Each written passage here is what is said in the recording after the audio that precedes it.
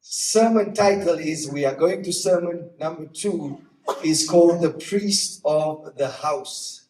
The Priest of the House. Now, with that being said, I need to make a disclosure before we go into the sermon, and that is that we need to be clear about something. When we speak about a man being the priest of the house, we are not saying he becomes the mediator between the family and God, because Christ alone is the mediator and the great high priest between the family of God. What we mean is that God calls men to take spiritual responsibility for their households, to pray, to lead, and to bring their families before the Lord. So that's the context in which we use priest of the household. Hallelujah. So I don't want you to be hung up on that while we are going through the sermon. Hallelujah. So we are starting with sermon number 2. I want you to open your Bibles at Job chapter 1, verse 1 to 5. We are only going to read 5 verses today. Job chapter 1, I've also got it on the back of the screen here. Hallelujah. I'm going to read. If you have it in your digital Bibles, please, if you have it in your physical Bibles, there's 1 or 2 things that I'm going to ask you to underline there as we go through this text as well. In the land of Uz, there lived a man whose name was Job. This man was blameless and upright. I want you to underline, this man was blameless and upright, and one who feared God and shunned evil. Now listen to what he did. His sons would go and feast in their houses, each on his appointed day, and would send an invite to their sisters to eat and drink with them. So it was when the days of feasting. Which is this? This is the first point that I'm looking at. Okay, it's fine.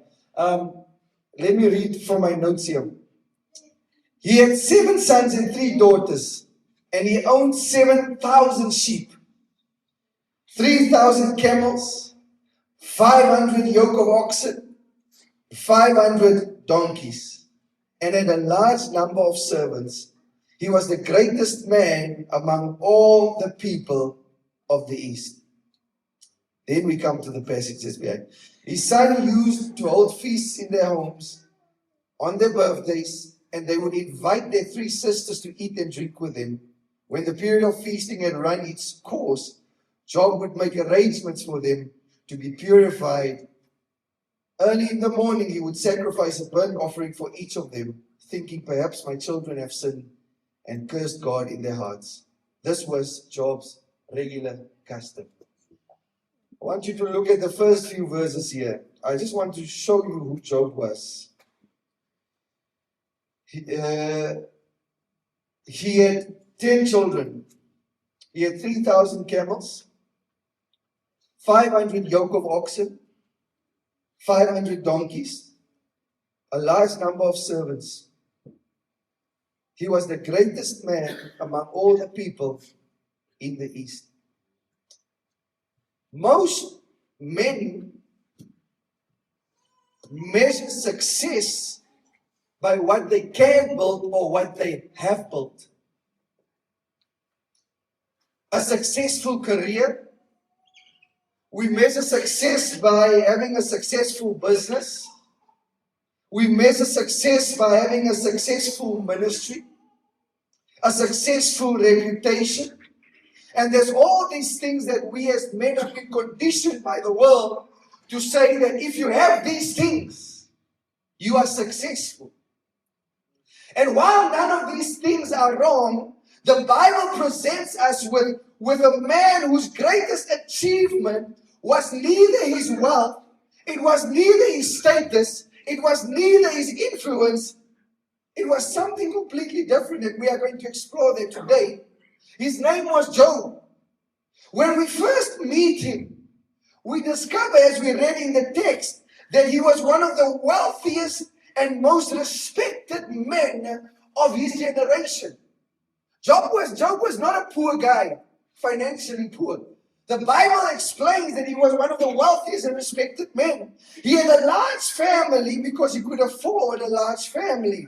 He had extensive possessions.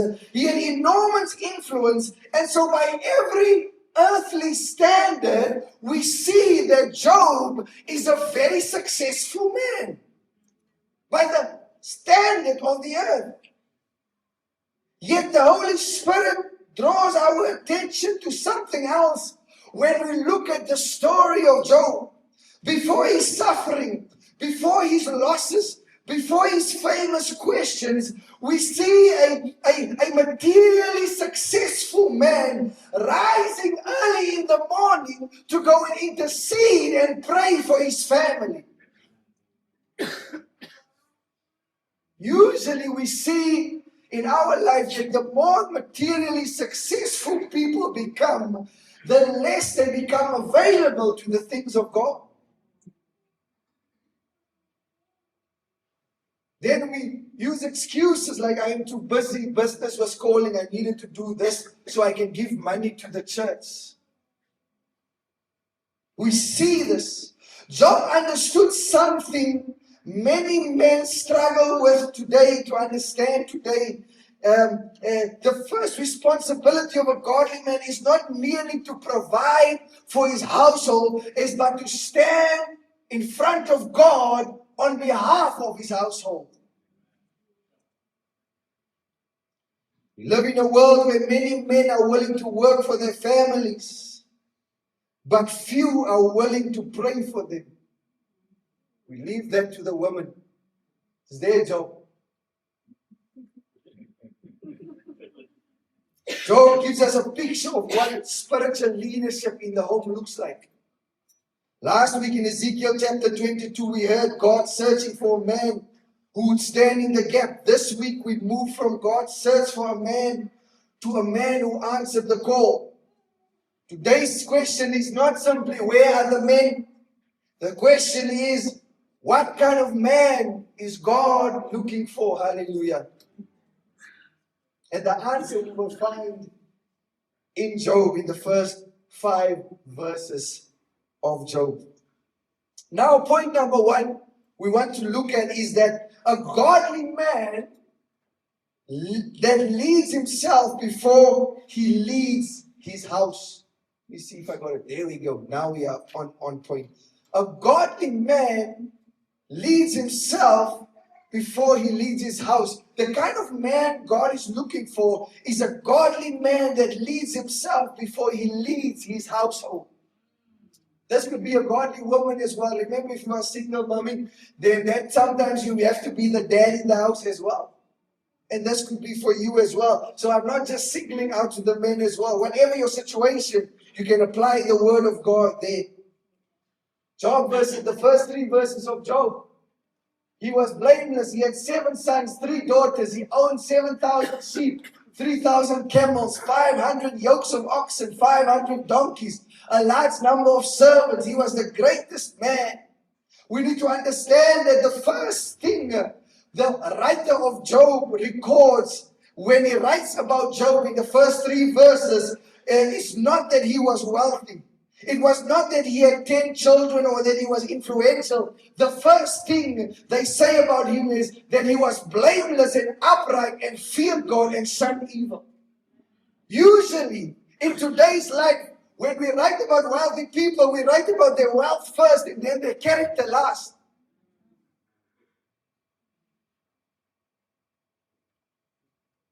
The man was blameless and upright, as verse 1 says. In other words, before Job led his family, he led himself. Before he became a priest in his home, he was a worshiper in his heart. Before he influenced others, he submitted himself and his life before God. And this is where spiritual leadership begins for us. Many men want authority without accountability. I am the boss of this house. You don't tell me what to do here. You listen to me. Our culture has taught us that you have authority, but no one can keep you accountable. You have the last say. Many men want influence without obedience. Many men want respect without character. You will respect me because of my position in this house, regardless of what I do to you. Otherwise, I will beat it into you. But God always starts with the man before he works through the man. God always starts inside the man before he works through the man. Job feared God. That does not mean he was terrified of God. It means he honored God, revered God, and ordered his life around God. His life revolved around God, not around his wealth. We see that he didn't allow his wealth to take hold of him or to possess him. God was not an accessory to Job's life. He was the center of Job's life. And because God was at the center of his life, God was always at the center of Job's home. The text tells us about Job's remarkable success, his vast possessions, enormous influence. Scripture says he was the greatest man in the East. Yet what is remarkable is that Job never allowed his success to replace his spiritual responsibility towards his family. Dads, I'm talking to you today. Men of households, I'm talking to you today. Many people can handle poverty and still trust God. Fewer people can handle prosperity and still trust God. Success often convinces people that they no longer need God. But Job's prosperity did not weaken his devotion. As a matter of fact, his prosperity strengthened his devotion towards God. His position never became more important than his relationship with God. His business never became more important than his worship. We are easy to stand up and go to work, but when it comes to church or to prayer on a Sunday, we are busy with work. We see now a wealthy man in Scripture. He flipped the script of what normal is. His influence, Job's influence, never became more important than his obedience to God. And then we come to the heart of the passage, verse 5. Job would send and sanctify them. He would rise early in the morning and offer burnt offerings according to the number of them all. Notice what Job is doing. He is taking spiritual responsibility for his household. He is not forcing his faith upon his children. He's not trying to control their lives. He is not isolating them from the world. Instead, he stands before God on their behalf. Job understood something every godly man in here needs to understand. That there are places where a father cannot go. There are battles a husband cannot fight. There are struggles a parent cannot control. But every man can pray and bring his family before God.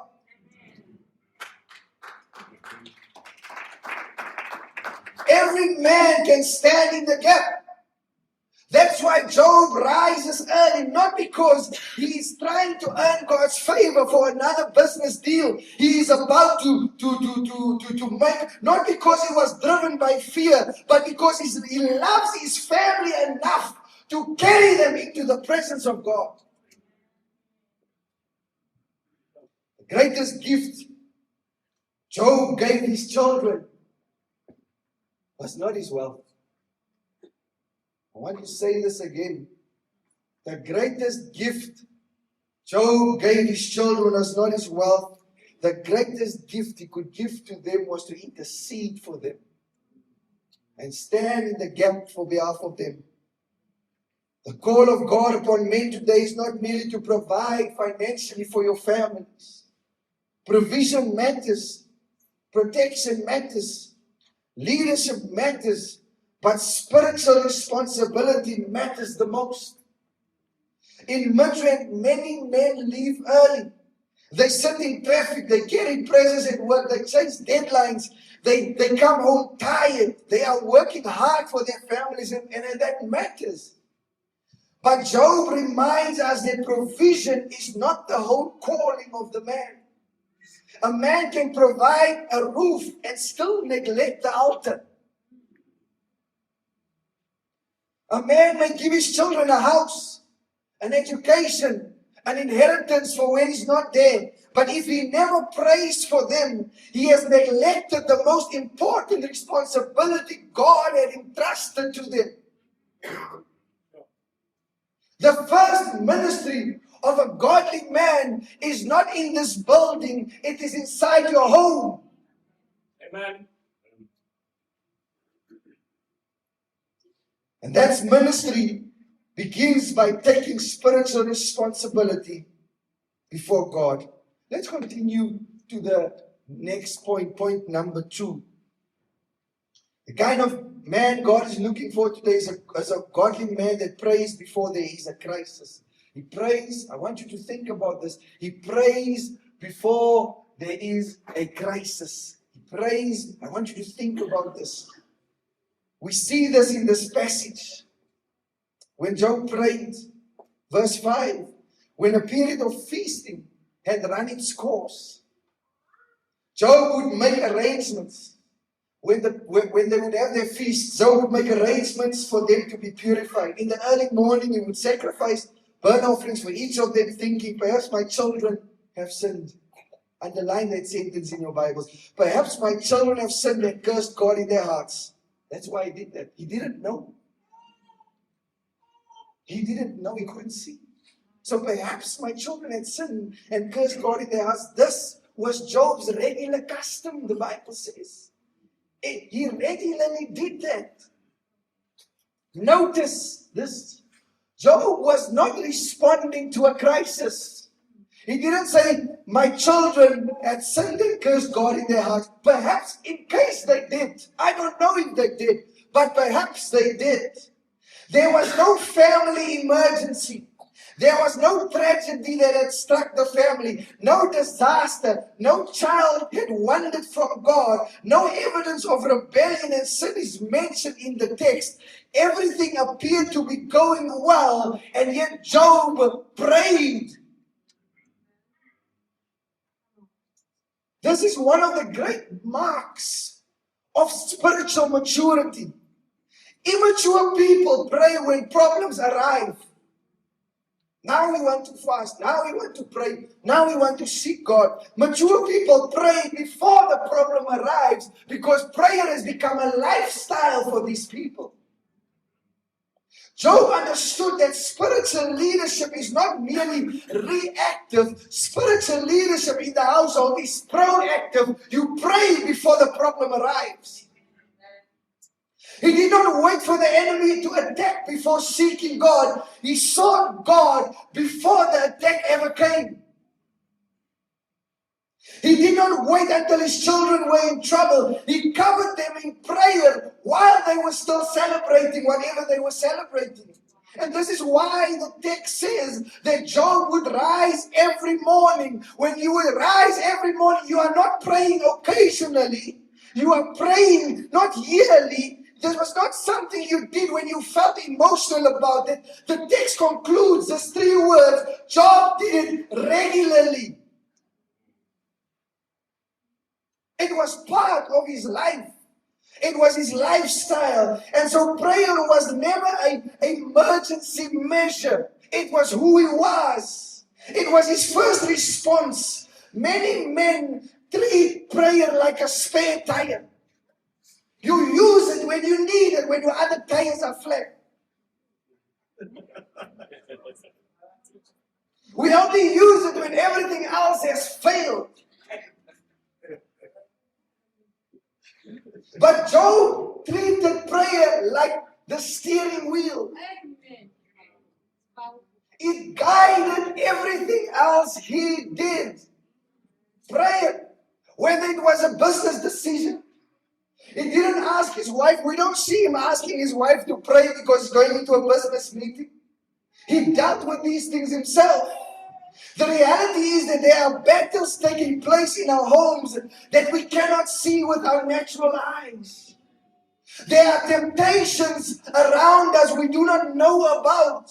There are pressures our children face that they never tell us about. There are decisions our spouses wrestle with quietly. There are spiritual attacks that happen long before they come before they become visible. Job understood this. That's why he said, it may be that my children have sinned and cursed God in their hearts. He understood that the greatest battles are often invisible battles. Long before sin becomes public, it begins in the heart. Long before a person walks away from God, something shifts in their heart. Job's concern was not merely behavior. Job was concerned about his children's spiritual condition. And so he brought his family before God. Church, this is the ministry God is calling men to today. Whether you have a family, whether you do not yet and you are planning, whether you are single, this is the ministry you are called today. Not merely to earn a living and provide, not merely to maintain a house, not merely to build a career. That's what the world told us. But when God calls a man, He calls him to build an altar, to become men who pray with their wives and for their wives, men who pray for their children and with their children, men who pray for their grandchildren, men who pray for their church, men who stand before God and say, Lord, have mercy on this household. The answer begins here. Many men ask how they can become better spiritual leaders. The answer is start praying. You do not need a degree in theology. You do not need a title. You do not need a pulpit. You simply need a willingness to bring your family before God. And you've already become a spiritual leader. Some men may be wondering, but where do we begin? The answer is simple. Start. Begin at the beginning with prayer. Take 5 minutes each day. Pray for your wife by name. Pray for every child by name. Read a short portion of scripture. Ask God for wisdom and protection over your home. Do not wait until you feel like doing it. Do not wait until you are in the mood for doing it. Start where you are and trust God to build what you've started over time. But just start. Let me tell you this, the strongest man in the home is not necessarily the loudest man. The strongest man in the home is often the man who knows how to pray. Let's go to the final point of this sermon. Hebrews 7:25. Christ, our great high priest, therefore he is able to save completely those who come to God through him, because he always lives to intercede for them. At this point, we need to remember something important. Job was a remarkable man. He was blameless, he feared God, he prayed for his family, he stood in the gap. But Job is not the hero of the story. Like every faithful man in the Old Testament, Job ultimately points us to someone greater. The sacrifices Job offered could never permanently remove sin. The prayers Job prayed could never ultimately save his children. The priesthood Job exercised was temporarily. But Job's life points us forward to Jesus Christ. The Bible tells us in Hebrews 7:25, he is able to save the uttermost those who come to God through him, since he always lives to make intercession for them. I want you to think about this contrast. Job rose early in the morning to pray. Jesus never stops praying. Job offered sacrifices again and again. Jesus offered himself once and for all. Job stood before God on behalf of his family. Jesus stands before the Father on behalf of his family forever. We are his family. Job worried that his children may have sinned in their hearts. Jesus died because we had sinned in our hearts. Everything Job did imperfectly, Jesus does perfectly. Everything Job did temporarily, Jesus does eternally. Everything Job did as a shadow, Jesus fulfills as the standard, Jesus fulfills as the substance. This means that the greatest hope for our families is not ultimately our ability to pray. Our greatest hope is that Jesus is praying. Amen. There will be days when fathers fail. There will be days when you miss your prayer time. There will be days when you don't feel like praying and you might even skip praying. Days when husbands fail. Days when we neglect our responsibilities. Days when our prayers feel weak and inadequate. But our confidence is not in our priesthood. Our confidence is in Christ's priesthood. Even now, at the right hand of the Father, while we are sitting here, the Bible says He is interceding for us 24/7. He knows every burden. He knows every temptation. He knows every struggle in your home. He knows every prodigal child. He knows every troubled marriage. He knows every fear hidden in the heart. And He is praying. What an incredible comfort this is. The same Jesus who died for us now lives for us. The same Jesus who saved us now intercedes for us. The same Jesus who brought us into God's family now stands before the Father on our behalf. This is why the call of the sermon is not just men try harder, it's also men come again to Jesus. We need to be by Him. Because the closer a man walks to the Lord, the better husband he'll become. The better employer he'll become. The better friend he becomes. The closer a man walks with Christ, the better father he becomes. Regardless of how your earthly father was. The closer a man walks with Christ, the better leader he becomes. We do not become priests of our homes by copying Job. We become priests of our homes by following Jesus. Men, your family does not need a perfect man. Your children does not need a perfect father. Because they already have a perfect Savior. What your family needs is a man who knows that Savior. A man who walks with that Savior. A man who prays to that Savior. A man who points his household towards that Savior. That's what your family needs. The greatest thing you can do for your family is not to be their Savior. It is to lead them to the one who is the Savior. Let me conclude. Ezekiel 22, we heard God asked a heartbreaking question. I sought for a man among them who would stand in the gap. That was last week's sermon. God was looking for someone who would take responsibility, someone who would pray, someone who would stand between a holy God and broken people. This week in Job, we find a picture of that man. He was not perfect.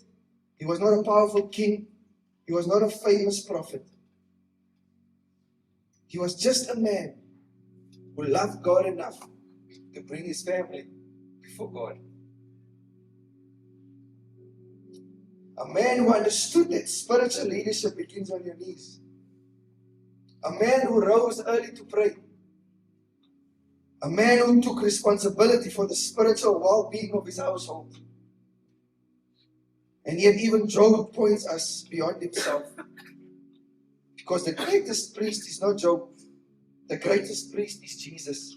Amen. Job stood in the gap for his children. Jesus stood in the gap for the world. Job offered sacrifices for sin. Jesus became the sacrifice. Again, church, the call of God is not for men to become superheroes. The call of God is for men to become followers of Jesus, who take spiritual responsibility for their homes. The greatest legacy a man can leave is not his wealth or generational wealth, the new term we like to use. It's not success or possessions. The greatest legacy we as men can leave for our households is a household that knows God. It is a family that has been prayed for. It is children and grandchildren who have seen a man walk with Christ.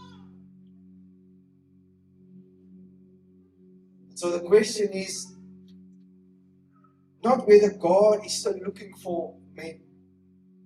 The question is whether we are willing as men to answer His call. Will we stand in the gap? Will we pray? Men, will we lead? Will we bring our household before God?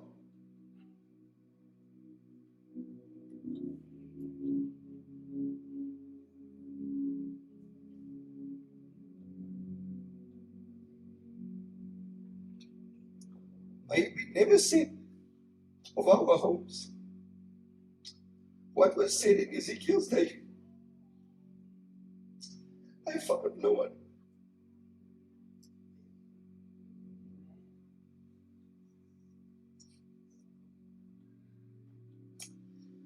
Instead, may God find men who are willing to stand, willing to pray, and willing to lead their families to Christ. Amen. Family, before we close today, I want us to do something very simple. Last week I called men forward and I challenged them to answer the call to stand in the gap. Today I want us to do something practically what Job did. The Bible tells us that Job regularly brought his family before God. He stood before God on behalf of those he loved. He understood that one of the greatest responsibilities of a godly man is to pray for his household. So today I'm not going to ask men to come forward. Instead, I'm going to ask every man in this room to become an intercessor right where you are. Men, I want you to think about your family. Think about your wife. Think about your children. Think about your grandchildren, your future wife. Think about it. Think about your parents. Think about your brothers and your sisters. Think about those God has placed under your influence. Think about them. Perhaps God is placing one specific name in your heart right now. Like Job, I want you to bring them before the Lord. Let's take a few moments in quiet prayer. Men, this is your opportunity to stand in the gap. It's simple. We are just going to start. Pray for salvation. Pray for protection. Pray for wisdom, for healing. Pray that Christ will be honored in your home. For the single mummies or those of you whose spouse is not born again, pray for them. Bring them before the Lord. It is God's will that they would become saved. Don't lose hope. Let us take a moment and let's pray for our families.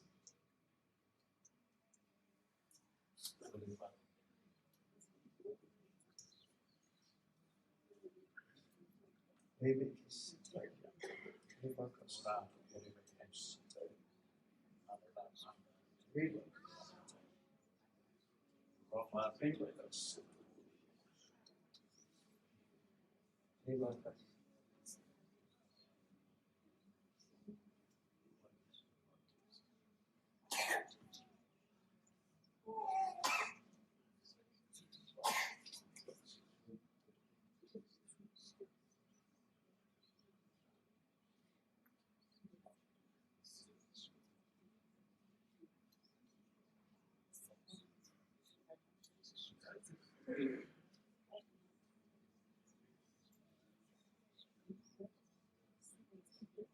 Heavenly Father, we thank you for every man in this room. Teach us what it means to be priests in our homes. Teach us to lead through prayer. Teach us to carry our families before your throne. Strengthen every man who feels weak. Encourage every man who feels discouraged. Restore every man who feels he has failed. Give us hearts that seeks you first. May our homes become places where Christ is honored, where your word is treasured, and where prayer becomes a daily practice. And Lord, we thank you that our confidence is not in our prayers, but in Jesus, our great high priest who ever lives to intercede for us. May the households represented here today know your grace, know your peace, your protection, and your salvation. In the mighty name of Jesus we pray. Amen and amen.